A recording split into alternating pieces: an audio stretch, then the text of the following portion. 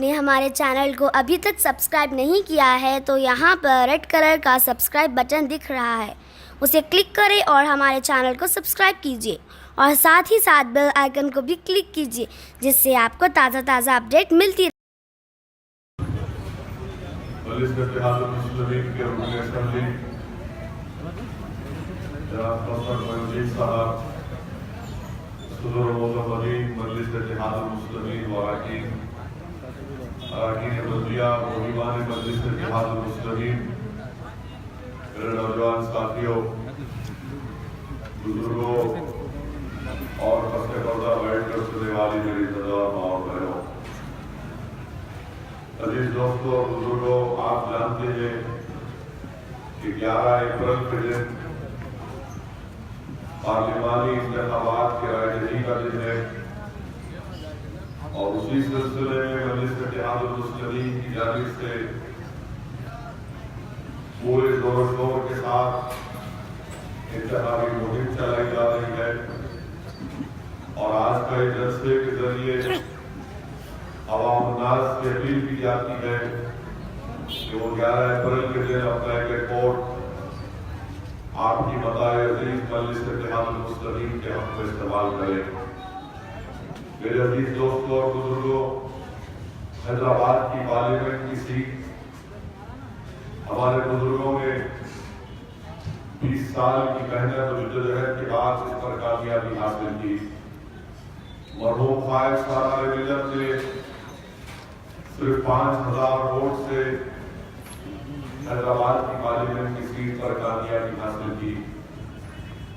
اس کے بعد مسلسل مجلس اتحاد المسلمین نے اس سیٹ پر اپنی سبقت اور اپنی برتری کو برقرار رکھا، اور الحمدللہ آج تک اس سیٹ پر مجلس اتحاد المسلمین کو اللہ نے کامیابی سے امکنان کیا، اور مجلس اتحاد المسلمین کو اس سیٹ پر کامیابی یقیناً صرف اور صرف اللہ کی طرف سے ملی۔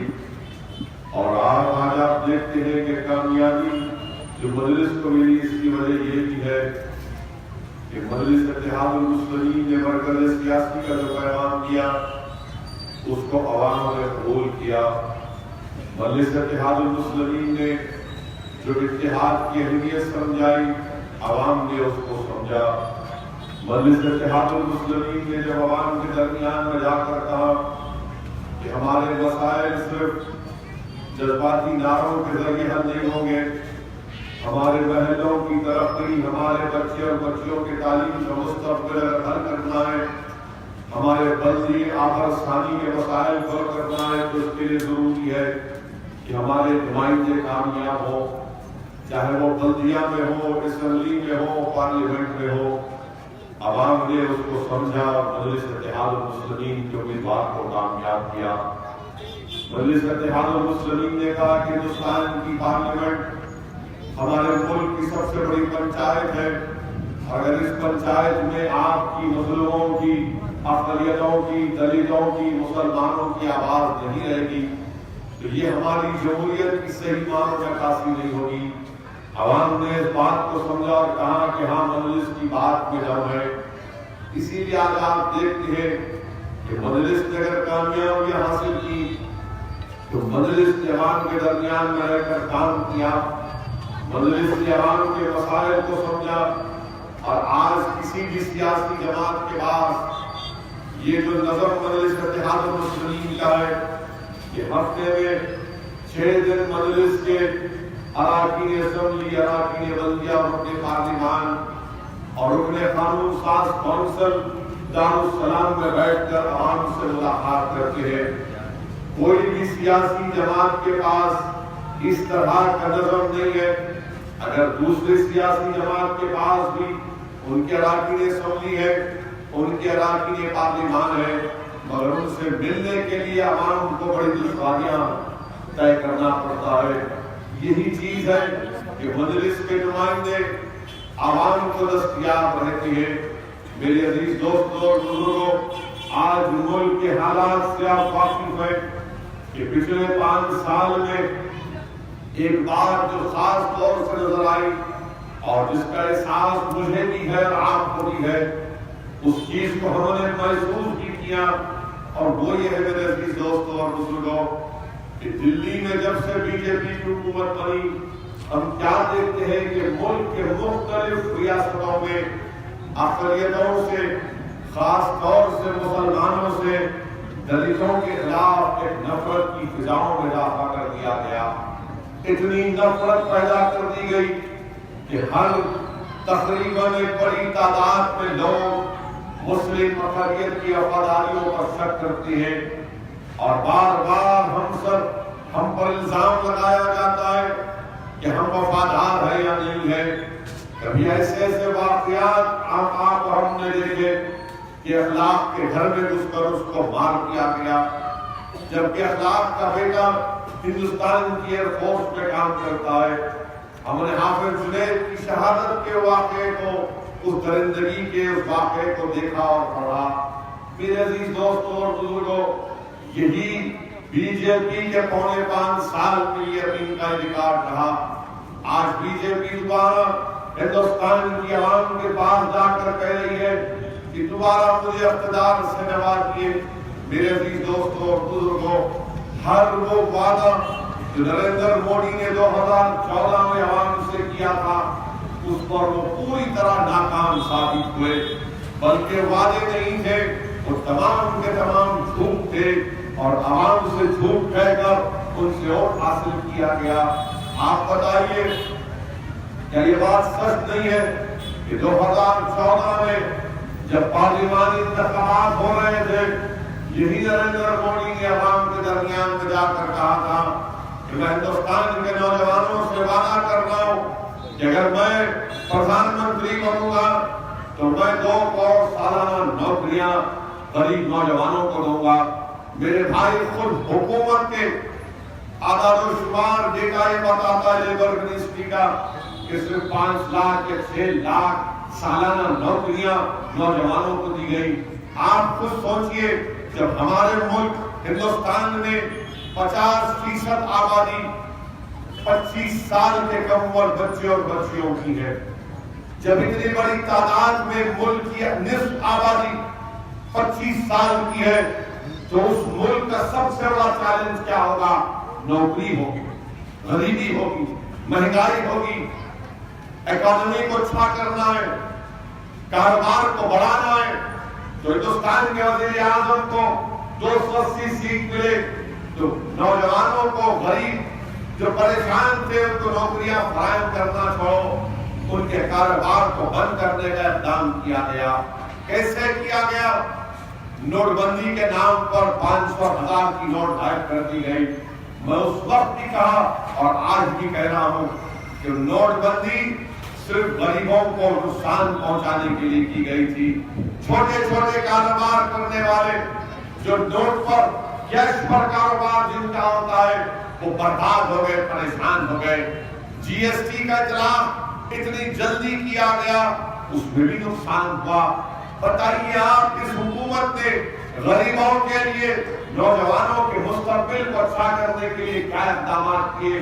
ہندوستان کے وزیر اعظم بولتے ہیں کہ میں نے مدرا اسکیم کا آغاز کیا۔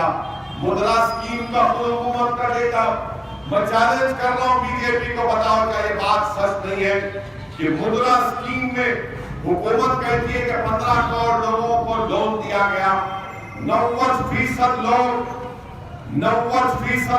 جن کو لون ملا، صرف 24,000 روپے کا لون ملا۔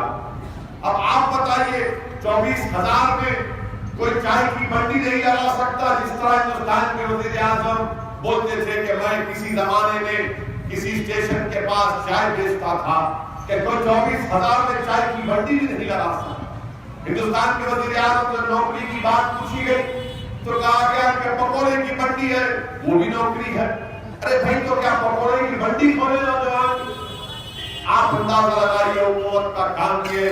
اب جب اس میں ناکام ثابت ہو گئے تو انہوں نے نفرت کی دیواروں میں اضافہ کر دیا۔ اخلاق، پیلو خان، جنید، وہ دلتوں کو احمد آباد گجرات میں مارا اور پیٹا گیا۔ آپ اندازہ لگائیے یہ حکومت کا ریکارڈ رہا ہے، ان کے پاس دکھانے کو کچھ نہیں ہے۔ تو ہندوستان کے وزیر اعظم سے جب لوگ نوکری کا مطالبہ کرتے ہیں، مہنگائی کے بارے میں سوال کرتے ہیں، تو ہندوستان کے وزیر اعظم بولتے کہ میں نے بالا کوٹ پر حملہ کر دیا۔ جب ان سے پوچھا جاتا ہے مہنگائی کے لیے کیا کر رہے ہیں، تو کہتے ہیں میں نے گھر میں گھس کر مارا۔ ارے ہندوستان کے وزیر اعظم، یقیناً بالا کوٹ کا حملہ ہوا، ہم نے حکومت کے ساتھ ہم نے کھڑے رہ کر کہا کہ ٹھیک ہے، پر بتاؤ یہ تمام چیزیں پر آپ نے کیا کیا جس پر کوئی ان کے پاس جواب نہیں ہے۔ الزام لگاتے اپوزیشن پارٹیز کے اوپر۔ محبوب نگر میں جلسہ ہوا، وہاں پر نریندر مودی جا کر کہتے ہیں کہ مجلس اور ٹی آر ایس جو ہے وہ بھارت ماتا کے نام پر باہر کے بتائے کہ وہ وفادار ہیں۔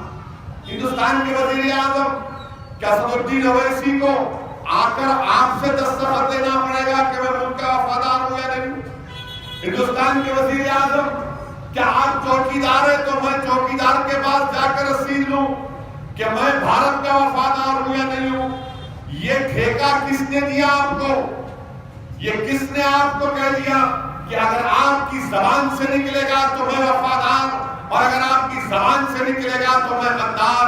نہیں ہندوستان کے وزیر اعظم سنو، جب آپ پیدا بھی نہیں ہوئے تھے، جب آپ کی آر ایس ایس پیدا نہیں ہوئی تھی، اس وقت سے ہم اس ملک کے وفادار ہیں، صبح قیامت تک اس ملک کے وفادار رہیں گے۔ ہمارا تعلق سن 57 کی جنگ آزادی جن ہمارے بزرگوں نے شروع کی تھی، ہمارا تعلق ان سے ہے۔ ہم نے انگریزوں کے خلاف پڑھا، ہم نے جنا کے پیغام کو ٹھکرایا، اور آپ کے دفتر میں جو ساورکر کی تصویر لگی ہوئی ہے جس پر آپ پھول مالا چڑھاتے ہیں، ہندوستان کے وزیر اعظم کیا یہ بات سچ نہیں ہے کہ ساورکر نے تین خط لکھے تھے انگریزوں کو کہ مجھے معاف کر دو، اور ہم کس کے جانشین ہیں؟ ہم علامہ فضل خیر آبادی کے جانشین ہیں، جنہوں نے انگریزوں سے کہا کہ معافی کا خط نہیں لکھیں گے اور اپنی جان کو قربان کر دیا۔ اور آپ تلنگانہ میں آ کر ہم سے کہہ رہے ہیں وزیر اعظم اگر وفاداری کی بات نکلے گی تو بہت دور تک جائے گی۔ ارے ہم نے ہر وقت قلعے گولکنڈہ کی دیواریں ہندوستان کے وزیر اعظم، یہ اگر اللہ ان کو زبان دیتا تو پکار کر کہتی کہ ہاں اس قلعے گولکنڈہ کے دامن میں بسنے والے لوگ ہندوستان کے وفادار ہیں۔ بتائیے آج ہر وقت ان کے پاس صرف ایک ہی ہے، کتنی نفرت پیدا کہ اب حد تو یہ ہو گئی کہ وزیر اعظم کے گھر سے 40 منٹ کے فاصلے پر گروگرام میں ایک کرکٹ میچ کا حوالہ لے کر گھر میں گھس کر مارا گیا۔ اللہ سلامت رکھے اس بچی کی حاضر دماغی کو کہ اس نے چھت کے اوپر سے ریکارڈ کیا کہ کیسے یہ ظالم لوگ لٹ لے کر گھس کر مار رہے اور کیا کہہ رہے تھے، بھاگ پاکستان۔ گھر میں گھس کے مارے، جیسا وزیر اعظم نے اپنی تقریر میں کہا تھا کہ ہم نے گھر میں گھس کر ہم نے مارا ہے۔ وزیر اعظم یہ جو لٹ لے کر مار رہے نا غریبوں کو، میں آپ کو کہہ رہا ہوں یہ لٹ لے کر جو غریب لوگوں کو مار رہے ہیں، جس کا نام اگر مسلمان رہا تو اس کو مار کے بولتے بھاگ پاکستان۔ وزیر اعظم میں آپ سے کہہ رہا ہوں آپ ان پوروں کو جمع کرو۔ ہندوستان کا جو ہمارا بارڈر ہے، جہاں پر گجرات، راجستھان، جموں کشمیر ختم ہوتا ہے، ان کو بارڈر پر لے جانے کا خرچہ میں آپ کو دوں گا۔ لٹ لے کر ان کو وہاں ٹھہرا دو، وہاں کے لوگ بہادری دکھا بولے باپڑے پہلوانوں کو، مظلوموں کے گھر میں گھس کر لٹ سے مار کر بولتے بھاگ پاکستان۔ ارے ہم کو پاکستان سے کیا کرنا، ہم کو پاکستان سے کیا کرنا ہے؟ وزیر اعظم کے یہ بات سچ نہیں ہے کہ آپ نے پاکستان کو بغیر وہاں کے پرائم منسٹر کی دعوت دیے اس کے گھر میں شادی ہو رہی تو آپ گھر میں گھس گئے۔ نواز شریف کے گھر میں شادی ہو رہی آپ گھر میں گھس گئے۔ ان کی اماں کے پاس جا کر آپ نے ان سے ملاقات کی۔ اور آپ بولتے بھارت ماتا کے وفادار نہیں ہے. نواز شریف کی اماں کے پاس آپ چلے گئے, میں گیا تھا. نواز شریف کی گھر میں بغیر رخصائے آپ اندر گھس گئے. تو ہم کیا بن گئے حیدرآباد میں بیگانی شادی میں اماں نکال دو عبداللہ موڈی کی بات, ورنہ بولیں گے ہم اپنی زبان سے اپنے بھی بول رہے ہیں. ہم تو نہیں جاتے جب تک رخانی آیا اور رخے میں چھوٹا راشن کارڈ رہا تو ہم نہیں جاتے گلی میں. آپ چلے گئے اور پھر ہم پر الزام. میرے عزیز دوستوں اور بزرگوں, اب ایک ہی رنگ لگا رہے وزیر اعظم. میں نے بالا کوٹ میں ایسا اچھا کیے بھائی, وہ حافظ سعید کو بھی لا دو ذرا, وہ شیطان مسعود کا انتظام کرو. اور پھر وزیر اعظم یہ نہیں بولتے. جب بالا کوٹ پر حملے کے دوسرے دن ہمارا جو پائلٹ ابھینندن پاکستان میں پکڑا گیا, اس دن جموں میں ہیلی کاپٹر گرا ہندوستان کا, ہمارے ملک کا, اس میں 6 لوگ مارے گئے. کیسا گرا وزیر اعظم ہیلی کاپٹر بتاؤ آپ؟ ہیلی کاپٹر ہمارے میزائل سے, ہم نہیں اپنے میزائل سے غلطی سے اس ہیلی کاپٹر کو مار دیا. اس کی ذمہ داری کون لے گا؟ وزیر اعظم. اس کی ذمہ داری آپ لیں گے؟ جو لوگ مر گئے ان کے خاندان والوں کو آپ انصاف دلائیں گے؟ اس پر کوئی بات چیت نہیں ہوگی. اور وزیر اعظم بولتے کہ اپوزیشن پارٹیاں ثبوت پوچھ رہی ہیں. وزیر اعظم جب بات ثبوت کی آئی تو سنو, آپ ثبوت تو آپ کے پاس تھا نا کہ سمجھوتا ٹرین بلاس میں جو 25 ہندوستانی مر گئے بم بلاس میں, این آئی اے کا جج اپنی ججمنٹ میں لکھتا ہے کہ این آئی اے کے پاس, جس کے اوپر کنٹرول نریندر مودی کا ہے, این آئی اے کے پاس اتنا بہترین ثبوت تھا. جج لکھ رہا ہے کہ انہوں نے کورٹ میں پیش نہیں کیا. جج لکھ رہا ہے کہ دلی کے ریلوے اسٹیشن کا ویڈیو, اس کی ریکارڈنگ پیش دیں گے. وزیر اعظم ثبوت تو آپ کے پاس بھی تھا کہ آپ نے کورٹ میں پیش نہیں کیا. کیوں پیش نہیں کیا وزیر اعظم آپ نے؟ کیونکہ اسیم آنند کسی زمانے میں آپ کے ساتھ آر ایس ایس میں کام کرتا تھا.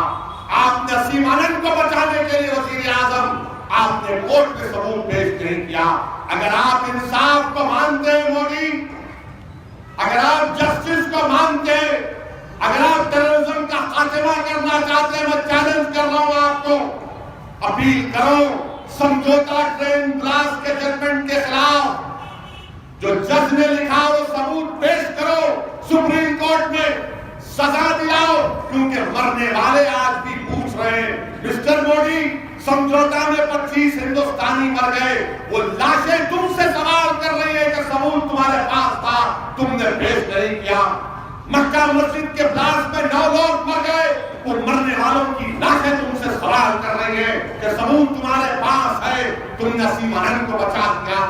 خواجہ اجمیری کے آستانے میں بم بلاسٹ ہوا, مرنے والا حکیم بیگ کا رہنے والا تھا, آج اس سے بھی انصاف نہیں ہوا.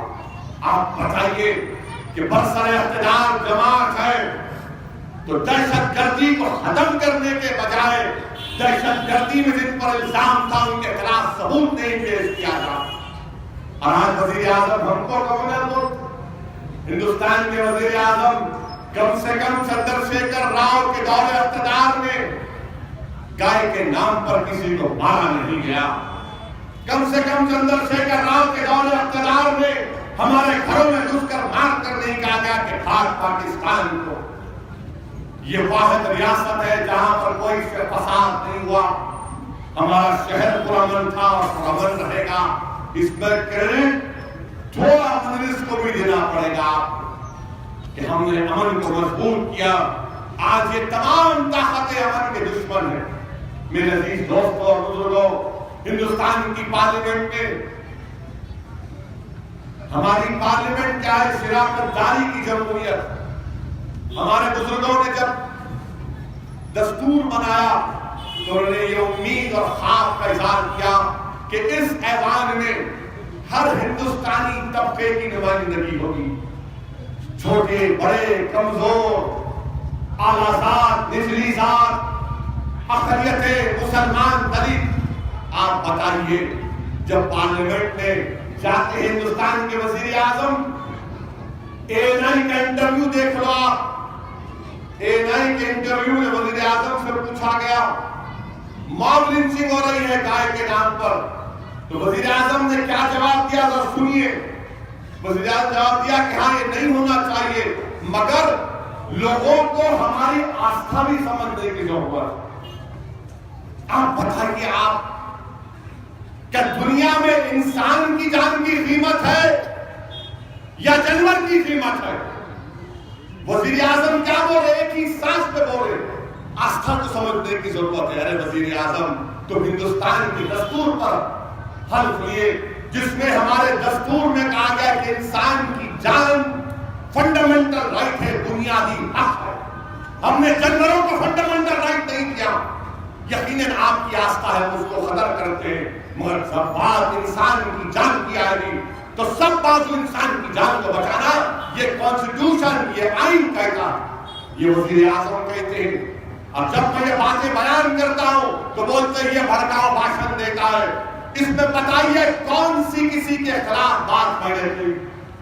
आज यही चीज है कि मजलिस के खिलाफ पूरी साजिशें की जाती हैं।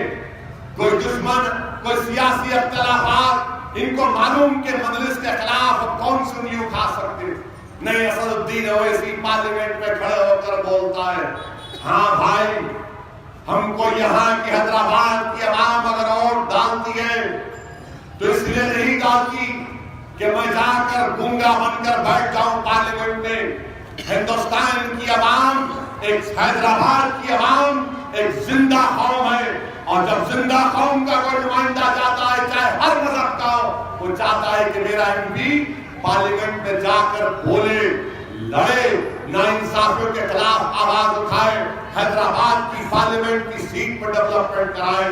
मैं आपसे गुजारिश कर रहा हूं कि 11 अप्रैल के दिन अपना एक रिपोर्ट मजलिस के हक में इस्तेमाल करिए। और आप जानते हैं कि यहाँ सामने जो बच्चियों का जूनियर डिग्री कॉलेज है, मैंने अपने MP फंड से वहां पर कौशल साहब बता रहे थे 3 करोड़ 80 लाख के करीब मैंने वहां पर बिल्डिंग अपने MP फंड से वहां पर दिए, और भी काम करवाना बाकी है। इंशाअल्लाह वो काम होगा। आगे स्विमिंग पूल का काम हो रहा है, ज़ेरे तकमील है, इंशाअल्लाह वो काम जल्द से जल्द मुकम्मल हो जाएगा। बहरहाल आपसे गुजारिश है कि पोलिंग करिए, पोलिंग करो मेरे भाई। क्या ये पोलिंग परसेंटेज आपके जज्बात की अक्कासी करता है जो असेंबली इंतखाबात में हुआ?